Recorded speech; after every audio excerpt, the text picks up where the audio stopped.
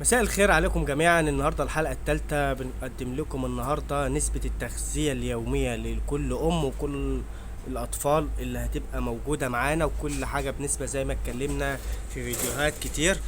طبعا النهارده هنعرفكم جزئية مهمة جدا بالنسبة لكل أم أو كل إحلال هياكل قد إيه ونسبة العلف. وإن شاء الله الفيديو ده مش هيكون طويل عليكم، ويا ريت فعل زر الجرس لو أنت مهتم بالقناة. طبعا يا جماعه الكوبايه اللي معانا الحلوه ديت بتاخد 170 جرام بالظبط على الميزان. وطبعا لكل ام فاضيه من دولت، الام دي فاضيه يا جماعه طبعا معهاش بيت ولد يا جماعه، دي بتاكل 175 جرام طول اليوم. طبعا ما عنديش وجبات للامهات النهار، الا الامهات بس اللي بتبقى الخلفه طالعه معاها، اللي هي بنأكل الساعه 5 الصبح. وانت في ايدك لو انت عايز تاكل طاقتين، طبعا ال 175 دولت بتقسمهم على فترتين.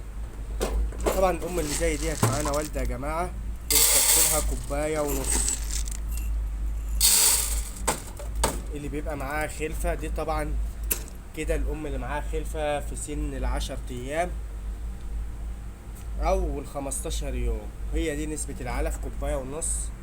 وطبعا تعالوا بقى، وطبعا يا جماعة الأمها اللي زي ديت اللي بيبقى الخلفة طالعة وراها ولسه بتاكل في عمر 25 إلى 27 يوم، طبعا دي بتحط كوبايتين. ولو انت بتأكل فترتين كوباية وكوباية برضو يا جماعة برضو. بس هرجع أقولك، كل ما السن بيكبر معاك والأرنب بياكل معاك طبعا هيبقى في نتيجة تحويل، فانت بتزود الأكل في المكلف ده. ممكن يجي 3 كوبايات، ممكن فجأة تلاقي نفسك بتأكل 6، بتخش في النص كيلو علف يومي ليهم. وشوفوا بقى يا جماعة، والأرنب وجماله هو جعان يا جماعة. الأرنب المكالف فاضية طبعا والأرنب جعان، دي حاجة كويسة ليا لذات نفسي، كويسة إن الأرنب بياكل وبيستفيد بالوجبة، ولا ما عنديش أي مشاكل. الحمد لله مفيش أي مشاكل، وبنعدي عدينا أزمة الصيف. وطبعا عشان كله يعدي أزمة الصيف كل ده بإيدك انت اللي، واستمراريتك مع الأرنب واهتمامك بالأرنب أكتر في النظافة وفي كل حاجة، بتلاقي الأرنب معاك بالشكل ده. طبعا أنا صورت لكم كذا مرة الشكل ده. الشكل ده حلو جدا ما يكون الأرنب داخل على الوجبة بتاعته وهو جعان، بيستفيد بها أكتر. في نفس الوقت ما تلاقيش عندك مشاكل بالنسبة للمعوي وبالنسبة للإسهالات بالنسبة للكوكسيديا.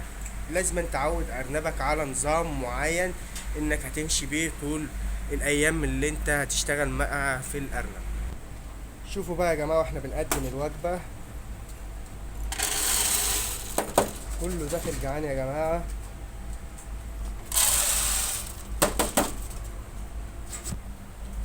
وطبعا العشارة يا جماعة اهتموا بها برضو ب 200 جرام يومي، 200 جرام يومي للأمهات العشار، لأن هي بتيجي معاك أكترها على قد ما تقدر، لأن هي بتيجي معاك في الأيام أخيرة كده بتلاقيها تمنع معاك أكل قبل الولادة، فكله برضو ياخد باله من النقطة ديت.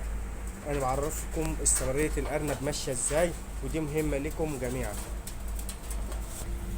طبعا زي ما قلنا لحضراتكم العشار 200 جرام. طبعا الحاجة اللي زي ديت اللي هي الإحلالات يا جماعة، اللي انت سايبها إحلال، طبعا كل واحدة فيهم على حسب العمر بتاعها. طول ما الأرنب هياكل معاك، اللي مقصود من الكلام طول ما الأرنب بياكل معاك اديله، بس ما تدلهوش فوق طاقته قوي. لازم تبقى عامل لنفسك حدود للعلف بالذات. طبعا دي مستنية الوجبة بتاعتي. طبعا بديها 150 جرام، وهي في العمر ال3 شهور ممكن اديلها 200 جرام بس.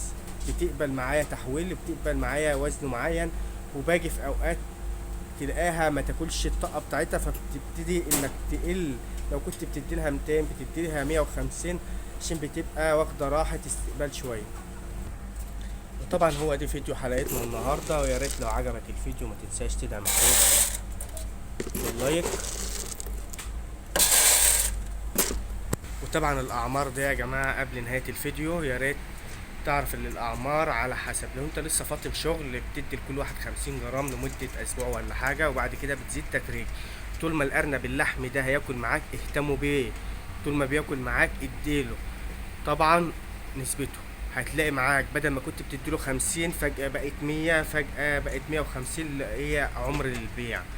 في عمر البيع تلاقي ما يكون معاك 150 لو شد معاك قوي، عشان يخرج معاك 2 كيلو، لان قبل البيع باسبوع افتح علف للارنب عشان تعرف تبيع الارنب بمستوى كويس وفي الميزان اللي انت عايزه. يا ريت الفيديو يكون خفيف عليكم، والسلام عليكم ورحمة الله وبركاته.